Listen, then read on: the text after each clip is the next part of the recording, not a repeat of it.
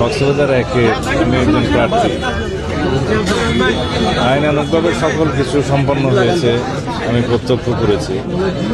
নির্বাচনের মাঠে আমরা সকল প্রার্থীকে স্বাগত জানাই। বাংলাদেশের সকল রাজনৈতিক গণতান্ত্রিক রাজনৈতিক শক্তিসমূহ, রাজনৈতিক দল এবং ব্যক্তি যারা স্বতন্ত্র প্রার্থী, সবাইকে নির্বাচনী মাঠে আমরা স্বাগত জানাই। সুষ্ঠু, সুন্দর, নিরপেক্ষ, অবাধ নির্বাচন অনুষ্ঠিত হবে ইনশাআল্লাহ বাংলাদেশে। ফ্যাসিস্ট মুক্ত বাংলাদেশে গণমানুষের এটাই প্রত্যাশা। বাংলাদেশের মানুষের আকাঙ্ক্ষা, শহীদের রক্তের আকাঙ্ক্ষা, এটি সত্যিকার গণতান্ত্রিক রাজনৈতিক সরকার গঠিত হবে এবং নিরপেক্ষ ভোটের মাধ্যমে। জনগণ ভোটের অধিকার প্রয়োগ করার জন্য উদ্গ্রীব, উন্মুখ হয়ে আছে। সেই পরিবেশটা আমাদেরকে বহাল রাখতে হবে। নির্বাচনী মাঠে সবার জন্য সমান লেভেল প্লেইং ফিল্ড নিশ্চিত করতে হবে। নির্বাচন কমিশন এবং সরকার সবাইকে মিলে, রাজনৈতিক দলসমূহ এবং জনগণ সবাইকে মিলে।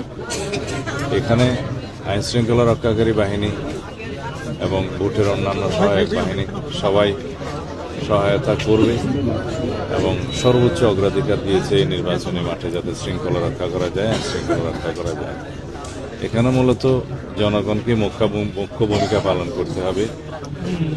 এইবারে যেহেতু সবাই মুক্ত স্বাধীন পরিবেশে ভোটাধিকার প্রয়োগ করতে পারবে, সেই জন্য জনগণকেই মুখ্য ভূমিকা পালন করতে হবে, বরং আইন শৃঙ্খলা রক্ষাকারী বাহিনী সহায়ক ভূমিকা পালন করবে।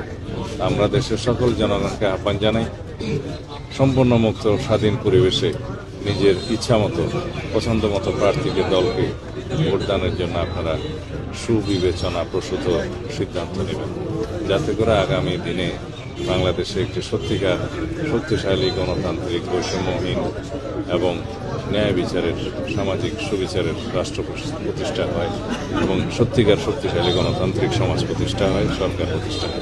ধন্যবাদ। গত মনোনয়নপত্র জমা দানের শেষ দিন জামায়াতের general secretary, assistant general secretary আপনার হামিদুর রহমান আজাদ এখনো লেভেল প্লেইং ফিল্ড তৈরি হয়নি বলে একটা অভিযোগ করেছেন। আপনি আসলে এই ধরনের কোনো আশঙ্কা দেখছেন কিনা মাঠে? সেটা উনি বলে থাকলে ওনাকে জিজ্ঞেস করেন।